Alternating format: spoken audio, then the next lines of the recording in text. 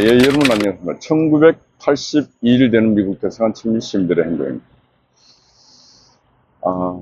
어제 그저께 용산 대통령실에서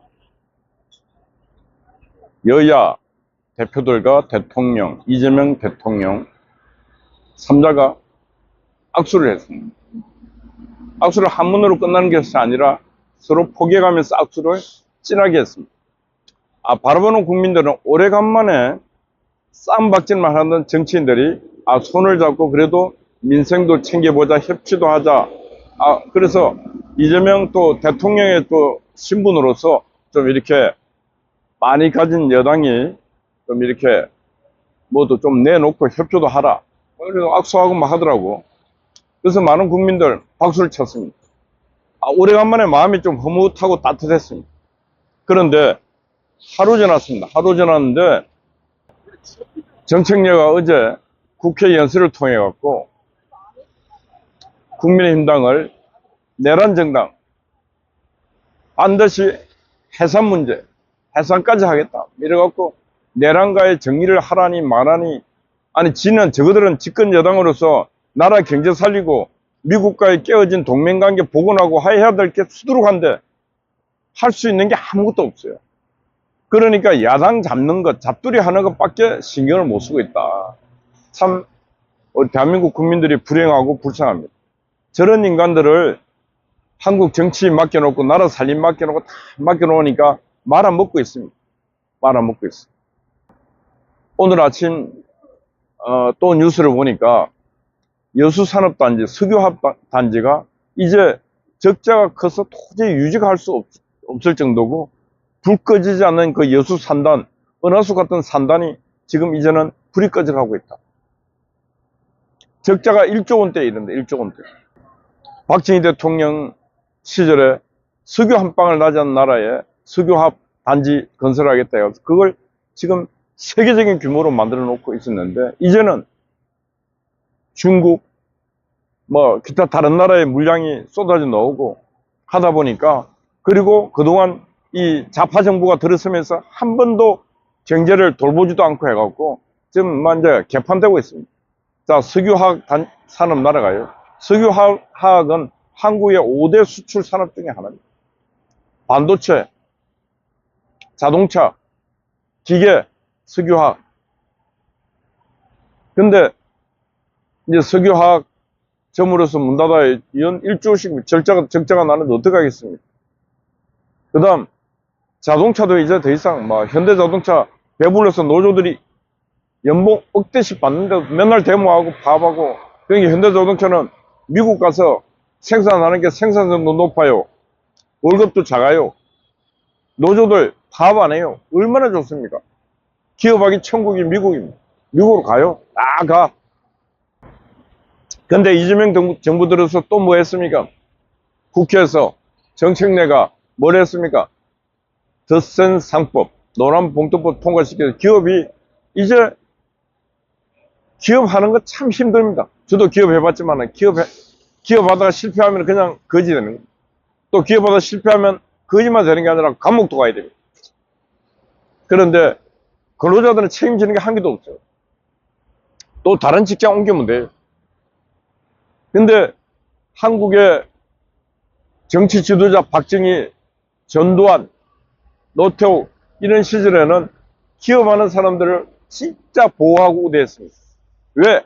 기업이 있어야 일자리가 있고 기업이 있어야 나라 경제가 살아갈 수 있기 때문에 박정희 대통령은 많은 것을 희생해서라도 경공업에서 중화학공업으로, 그리고 오늘날 이렇게 산업이 육성될 수 있도록 기업인들을 키웠습니다. 물론 부작용도 많이 있습니다.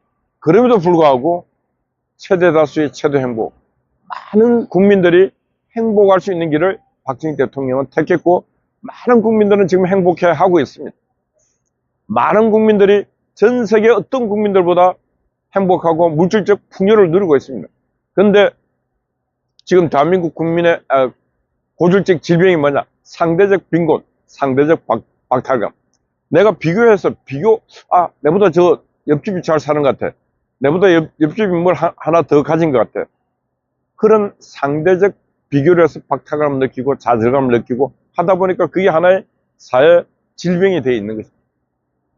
그러나 전반적으로 놓고 보면은 이 대한민국처럼 위대한 나라가 없습니다. 이 위대한 역사를 창조한 민족이 없습니다. 세계 사회도 없습니다. 세계 모든 경제학자들이 한국의 이 위대한 경제 기적, 빛나는 문화, 진짜 이거 연구해서 노벨상에 도전해야 될 만한 가치가 있는 나라가 바로 한국입니다.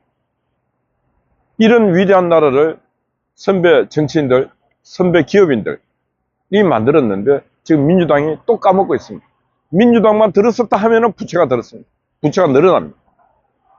이재명이가 400조 늘었어요. 400조. 지금 문재인이가 400조 늘었는데 이재명 정부 시절에 한 500조 더 늘 것 같아요. 500조. 왜? 돈 벌 줄 모르니까. 저 사람들은 벌 줄 모르고 쓸 줄밖에 없어. 그걸 다른 말로 뭐라 하는지 압니까? 약탈 경제래. 약탈 경제. 생산을 해서 그걸 공유해야 되는데 생산할 능력이 없다 보니까 남을 걸 이제 뺏어오는 거예요. 그걸 약탈 경제를. 가진 자가 뺏고. 그래서 밑돌 뺏어 윗돌 고우고 뭐 하여튼 뭐 이런 식으로 조사모사 식의 경제를 하고 있기 때문에 나라 희망이 없다. 그리고 그들도 압니다. 이재명 그리고 정청래 이들도 야 이거 어떻게 해야 되는가. 일단은 뭐 당장 목에 걸린 게 내년 선거니까 내년 선거에 이기고 보자. 그래서 일단은 그 국민의힘당 지방자치단체장들 이거 수사해서 이것도 조지고 지금 국회의원들도 지금 특검이 이제 소환 조치를 하는데 어떤 소환이냐. 그때 국회의 본회의장 안 간 사람들 다 소환한대. 그 국민의힘당 제가 한 가지 말합니다. 병신들아. 그럴 때 당당히 안 가야 돼. 불려가는 순간에 너희들 끝나는 거야. 저 김장한 목사님 봐. 안 가잖아. 김장한 목사님. 응? 김장한 목사님을 딱 강제로 끌고 가는 순간에 대한민국 끝납니다. 왜? 손혜원 목사 구속시키고 또 김장한 목사까지도 끌려가는 순간에 대한민국 자유민주주의는 끝났고 그 왜 끝났는가? 바로 헌법이 보장한 종교의 자유. 자유민주주의 국가의 제일 중요한 게 뭐냐? 종교의 자유입니다. 신앙의 자유. 그 신앙의 자유를 부정하는 그 나라는 그게 독재 공산주의밖에 없는 것입니다. 그래서 그때는 트럼프가 본격적으로 한국 내정 간섭이 아니고 한국에서는 내가 일전에 말했던 대로 혁명과 숙청이 진행되고 있는데 지금 한국은 깊숙한 공산혁명이 진행되고 있다고 트럼프가 말할 겁니다. 그리고 우리는 이 한국과 더 이상 동맹관계를 유지할 수 없어. 모든 것을 단절한다. 이 선언이 트럼프가 저는 분명히 하리라 보고 있습니다. 왜? 김장한 목사님하고 트럼프하고는 아주 라인이 좋습니다. 옛날 문재인 트럼프 일기 때 문재인하고 트럼프를 연결시켜준 분이 김장한 목사님. 이 특검 있는 인간들은 그런 걸 몰라요. 그러니 하고 싶은 대로 해. 또 정청래가 누굽니까? 반미주의자 아닙니까? 미국 조져. 그리고 저 국회 지금 있는 국회의원들 중에 반미주의자들 많잖아요. 그 조국 혁신이라는 게 그건 누굽니까? 무슨 중연인가? 우리도 미국에 그냥 관광 비자 와서 여기서 영어 가르치고 하는 학원 가서 그런 거 다 조사해서 우리도 그걸 외교 카드로 쓰자. 이런 미친 발언을 하고 있습니다. 그 놈의 아들이 미국 국적을 갖고 있는 새놈이. 진짜 한심해요. 반미주의자들이 반미하면서 꼭 하는 짓은 뭐냐. 미국 가서 혜택을 다 누립니다. 그럼 미국이 그런 놈들 가만두겠습니까, 이제? 인민국에서 그런 거 다 잡아갖고, 한국으로 보내든지, 제3국으로 추방하든지 해버려야 돼. 미국이 주는 혜택을 받으면서 반미 행동하고, 반미 선동하는 이런 자들은, 그 다중인격, 이건 다 인격이 아니고, 까멜론입니다, 동물 까멜론. 이런 자들이 한국에 지금 너무 많기 때문에, 한국에 지금 윤리, 도덕, 정치 질서 이런 것들이 안 서고 있는 것입니다. 제가 오늘 하고 싶은 말은 뭐냐. 정치가 개판인데 그 개판 중에서도 그래도 저는 한 가지 의문이 들어요. 대통령이 되면은 변합니다. 과거의 이재명과 대통령 이재명은 틀립니다. 그래서 뭔가는 좀 더 뭔가 주어진 임기에 남기고 싶은 것이 인간의 그 어떤 욕망이고 바람입니다. 근데 나는 그래요. 이재명 대통령 임기 때 그래도 뭔가 나라를 잘 한번 이끌어 보겠다는 생각을 갖고 있는 것 같아요. 그래 해야 되고. 그런데 정책내는 안 그런 것 같아요. 정책내는 지가 거대 여당을 거머쥐고 지 꼴리는 대로 지 하고 싶은 대로 하고 있는 것 같아요. 그리고 말하는 것도 보면 완전 깡패 두목 같아요.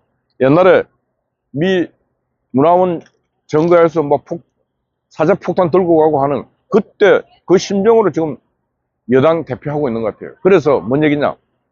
이재명 대통령 말도 우습게 이제 보는 것 같아요. 왜? 또 이재명 대통령하고 원래 그 여당 대표를 박찬대 세우려고 했잖아요. 그리고 저 기념우표 만들 때도 정청래 놓고 박찬대만 뒤에 있어요. 그러니 이제 정청래가 속으로 그런 것 같아요. 그래, 네가 대통령이야? 나는 내가 권력을 다 잡고 있어. 그래서 용산도 내 말 안 들으면은 안 돼. 뭐 이런 식인 것 같아요. 그래서 어제 그저께 대통령이 그렇게 신신당부를 했으면은 하루 아닙니까? 하루면 국회 가서 적어도 국민의힘당 국회의원들과 국민이 바라보는 자리에서 대통령이 했는 말을 깡그리 무시하는 그런 발언은 안 할 거 아닙니까? 그런데 지금 정책내를 보면은 하룻밤 사이에 그 대통령이 한 말 다 무시하고 지 말 하고 있어요. 지 말. 그러면은 그때 대통령 앞에서도 장동 얘기하고 악수를 하지 말았어야지. 그래서 저는 오늘 제가 질문 던집니다. 정책내가 대통령인가? 질문 던집니다, 제가. 정책내가 대한민국 대통령인가? 그래도 예의가 있어야 돼, 예의가. 그래도 어떻게 되든 간에 민주당 발 대통령은 이재명인데 지금 하는 짓이 정책내가 대통령 같아요. 이런 나라 잘 되겠습니까? 대통령이 2명이서 이 나라 잘 되겠습니까? 안 되지. 그럼 어떻게 되겠습니까? 정책내를 잘라야 안 되겠습니까? 대통령 말 안 듣고, 대통령 말 안 듣는다고 해서 국민의 말을 안 듣는 정책내는 제거를 잘라야 안 되겠습니까? 민주당 국회의원들 정책내 말 듣고 가다가 끝내 역사에 심판대 다 써서 단두대 이슬로 사라집니다. 왜? 정책내를 바라볼 때 미래가 안 보이잖아요. 모두가 다 과거만 먹고 살잖아요. 왜? 미래를 만들 줄 모르니까. 미래를 말할 줄 모르니까 다 과거만 먹고 삽니다. 과거 역사 문제. 얼마 전에 그 독립관장 김영석 관장 그 할아버지를 어떻게 보면은 대한민국의 오늘의 영광, 오늘의 해방, 오늘의 자유 누구 때문에 있습니까? 연합국들이 그 일본군을 격파하고 히로시마와 나가사키에 원자 폭탄을 터뜨리면서 일본이 항복했. 아마 일본이 그때 항복 안 하고 연합국이 일본을 그렇게 강제 제어 안 했으면 우리는 지금도 뭐 한상 됐을까? 뭐 이렇게 하고 있을 거예요. 일본말 쓰고 있을 거예요. 지금 우리는 아마 일본 국민이 돼서 지금 이렇게 아마 한국 땅이 일본을 쓰고 있을 거예요. 그런 부분에서 우리는 광복이 올 때 8월 15일 행사할 때 반드시 우리는 연합국에 감사하는 그 감사의 메시지도 반드시 전해야 됩니다. 그냥 왔습니까? 아니면 하나님께서 선물했습니까? 아니면은 지금 저 8월 15일에 있었던 독립군 할아버지들이 독립을 줬습니까? 모든 사람들의 여망 속에서 있었는데 결정적인 것은 일본이 무모한 전쟁을 일으켜서 바로 연합국 누굽니까? 미국 아닙니까? 미국이 일본 히로시마 나가사키에 온폭을 터뜨리고 끝내 이 한반도에도 이 대한민국은 미국식 자유주의를 심었고 북한은 중국, 러시아 공산주의식 나라를 세웠지 않습니까?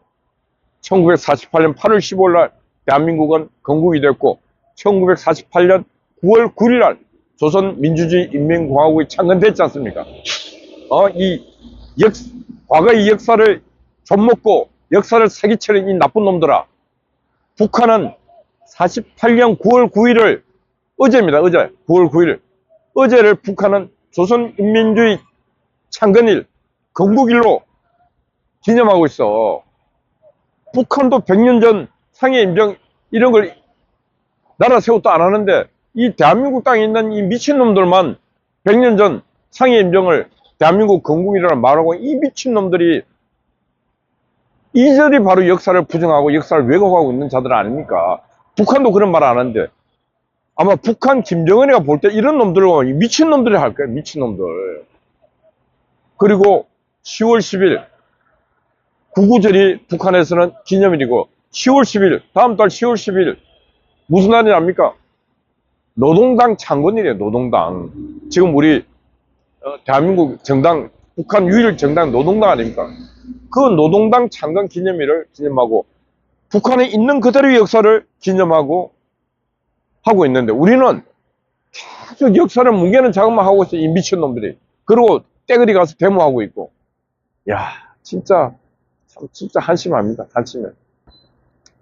저는 어떻게 보면은 윤석열 대통령이 엄청나게 원망스럽고 이런 부분 하나하나 정리할 수 있는 시간도 있었고 할 수도 있었는데 아니 그 어떻게 보면 준비되지 않는 경험이죠. 하나 떴으면 이재명도 맨날 재판 받으러 가다가 이제 결론이 났건데 참 이것도 하느님의 뜻인지 참 안타깝지만은 그렇습니다. 그래서 지금 오늘 말씀 주제는 정청래가 제가 볼 때 대한민국 대통령 같아요. 그래서 정청래가 대한민국 대통령인가? 이게 오늘 제목입니다. 정청래가 대한민국 대통령인가? 저 질문된 국민 모두가 지금 이런 질문을 던질 만한 시점이고 지금 던져야 돼요.